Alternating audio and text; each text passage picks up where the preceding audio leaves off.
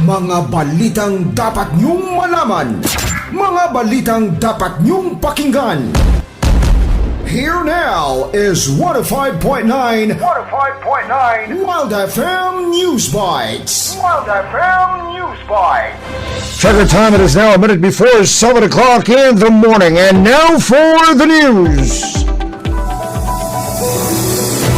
Ginbasura ni Ombudsman Jesus Crispin Rimulya ang request ni former Speaker kag Leyte 1st District Congressman Martin Romualdez para sa travel clearance sa pahanugutan ini nga makabiyahe sa Singapore. Base sa hinga ni Romualdez, magabiya siya sa pungsod para sa follow-up sang iya angioplasty surgery.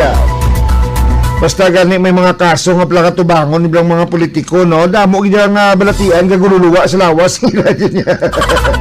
Pero kung waiblas ang kaso, ay kalamis. Ilang taon na rin mga kabiyanan, the fact nga may plano ang ombudsman subong na filean sang kaso mga kabiyanan this coming May, ha?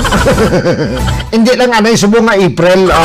Sa May pa mga kabiyanan, ang pag-filean sang ombudsman mga kabiyanan, ining si Congressman Crispin Rimulya, napakaisa mga kabiyanan sang presidente sang Pilipinas mga kabiyanan. Ilang taon naton kung maduktan ini mga kabiyanan, kung maduktan ini mga kabiyanan si Congressman Romualdez mga kabiyanan, kay te dako na diri nga faktor mga kabiyanan, dako na diri nga faktor mga kabiyanan ang pagiging pakaisa sang congressman sa presidente mga kabiyanan.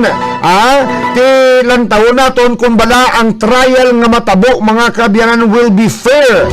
The fact nga kadamo mga kabiyanan sa mga pruiba, sang mga testigo ang maghahatag mga kabiyanan sang ilang statement kontra kay Congressman Romualdez.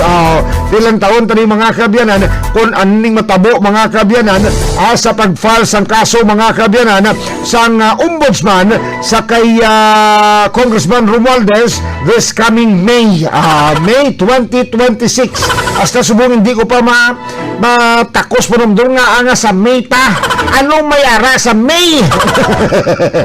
Nga sa May payapailan, hindi pwede subong buwas na son si Mana. Diba? Nga ayhan, ilang taon na niya. Samtang hindi naluyag ni US President Donald Trump nga i-extend ang ceasefire sa Iran. Nanindugan si Trump sa mabaskong kaposisyon sa Amerika kag katapusan ang gintawag nga maayo nga deal sa Iran. Kumpiyansa si Trump nga madayon ang pag-istoryahanay sa tunga sang US kag Iran sa Pakistan subong nga adlaw antes mag-expire ang ceasefire boss. Nagpamahog si Trump nga mapilitan ang Amerika nga bumbahon ang Tehran kung wala sang may matabo nga deal. Sa piyak sang pamahog sa US, nakahanda ang Iran sa anuman nga pagpang-atake.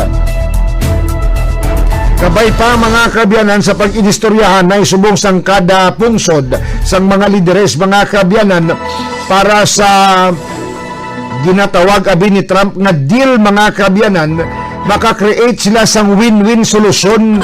Ay ang budlay man lang ng mga kabiyanan sa mga deal nga niya. Abi nyo kung ano, inablang tama kay imposible nga mag-uo ka, kay tungod tama ka advantage sa isa ka parte na amom lang ng budlay mo. Pero kung magsolusyon, gina inablang kada pungsod, maminsar nga hindi ito mag-iraw, man tada kwao na. Ano mo na, ablang, man tada sang ganaron ng mga pungsod sa pungsod ta. Kaluluoy ng mga sibilyan ta. O doon na, ablang, muna kung muna, tani ang paminsaron sang kada lideres mga kabiyanan, mas maayo gid kung baga maka-create sila sang win-win solusyon mga kabiyanan para untato na ning gira mga kabiyanan tibalantayan man Kaya buwas gadaan mga kabiyanan katapusan nga adlaw sang ceasefire mga kabiyanan. Ti sa part sang Iran handa sila na mag-dipinsa sang ilang nga pungsod kung pananglitan nga magbomba ang US mga kabiyanan. Check the time, it is now 7:04 in the morning. Kasama si DJ Kula sa Morning Wild Drive.